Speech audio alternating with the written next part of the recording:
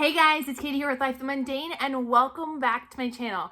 I'm so excited to bring you video number 2 in our series of our curriculum choice picks for the 2022-2023 homeschool year. Today we're going to be talking about my 7th graders homeschool choices and I can't wait to share more. So let's get started.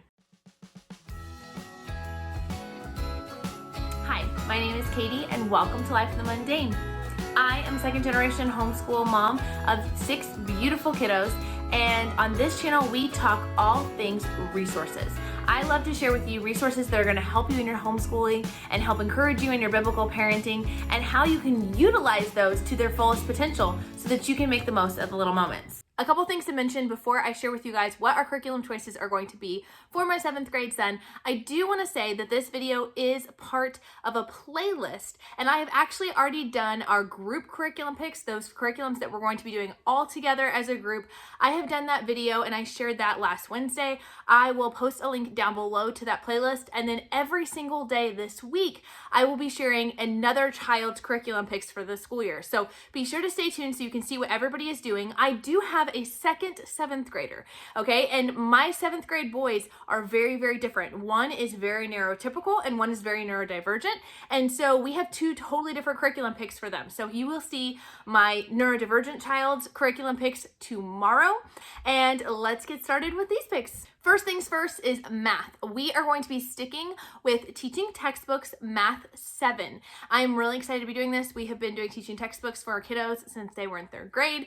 And so he is really excited to continue on and doing that. He loves utilizing it on the computer. He does really well with it. We do use extra math as a supplement to it to help work on those math facts, to really drill those math facts in. And so he does about 10 minutes a day on the computer with extra math as well. So we will continue that into next year, and he's really excited about that.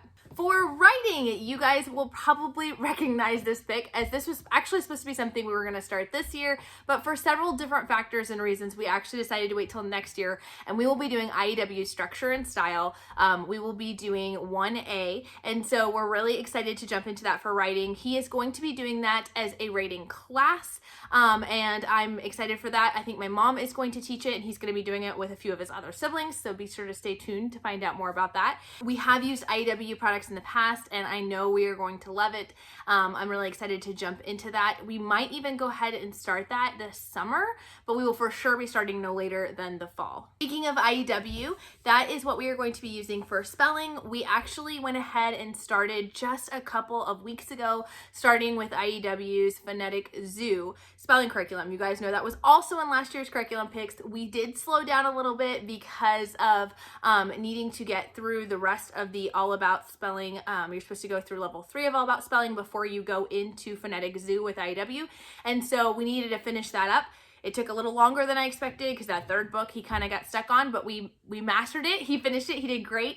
And now he has started the Phonetic Zoo level A. He will continue that into next year. If he finishes it before the end of the year, then we'll just jump right into level B. That is the beauty of schooling year round, is that we can kind of jump in whenever we need to. I'm really loving the fact that it is a pretty independent program.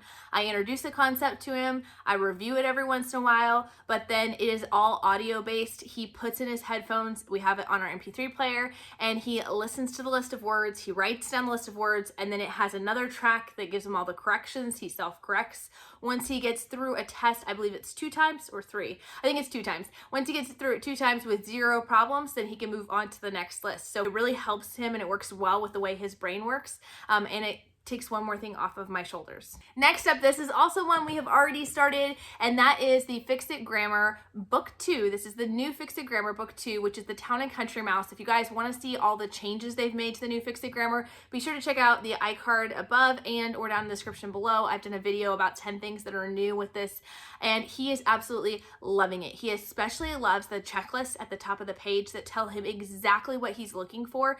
This has really helped him. Also having it just one day to a page, because even though it's always and will always only be one sentence that he needs to go in and to correct and to rewrite, it was still overwhelming seeing a whole week's worth of work on a page. Because of the ADHD, it just felt like a lot more. So now that it's just one day at a time, it really has helped him to focus so much better. So he was already started Town and Country Mouse. He will continue doing that.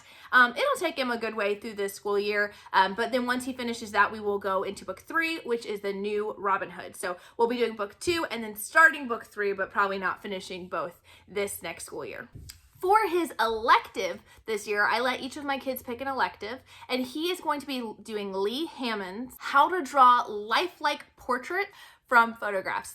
This is a curriculum. It's coming in the mail. I haven't gotten it yet, but from what I understand, it has a DVD, so it has instructional pieces to it there, but it also has a book. He will do this pretty much as a self-starter. Honestly, where I'm at right now, guys, is that I'm a little overwhelmed by the amount of work and just having all 6 kids for the first time this next upcoming year, all doing a decent amount of schoolwork.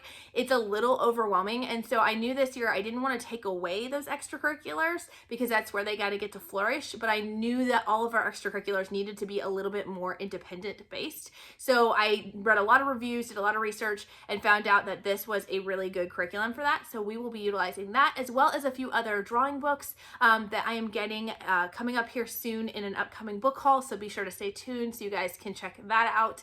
But we'll just have some drawing books available to him, but he wants to work on shading this year and learning how to get that kind of perspective with shading, which I know nothing about, but thankfully there are a lot of great resources out there for him. So he is going to be doing that this year. Again, we will be doing history, science, Bible, geography, all of that through those group curriculum picks, so be sure to check out that video. And then he will also be having assigned reading from our Sunlight curriculum. He will be having assigned readers and have to do a lot of reading this next year, so we're excited to jump into all of that.